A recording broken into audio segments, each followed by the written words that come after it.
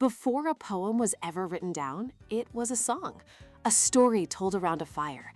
Today, that fire is back, and we call it spoken word. Think of a poem on a page. It's a musical score waiting for an orchestra. A performance is the concert. The words leap off the page, inhabiting the poet's body. Their voice becomes the instrument. On paper, you might see an italicized word. On stage, that word can be a whisper that sends a shiver through the room, a growl of anger, or a shout that cracks the air.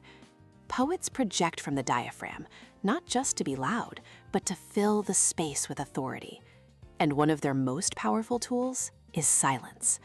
A perfectly timed pause after a devastating line can hit an audience harder than any word. The body becomes a physical metaphor. A small hand gesture can illustrate precision. Walking across the stage can symbolize a journey.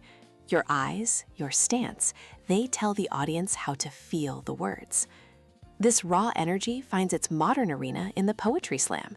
It's a competition where the audience holds the power. The goal isn't just to win, it's to connect. Poets have 3 minutes to grab the crowd from the very first line. There's no time for a slow intro. And the rules keep it pure. No props, no costumes, no music. Just a person, a microphone, and their truth. This isn't a new trend.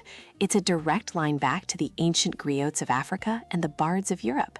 You hear its modern heartbeat in the complex rhythms and social commentary of hip-hop. Spoken word proves that poetry is a living, breathing thing, meant to be shared. It's a voice unlocked.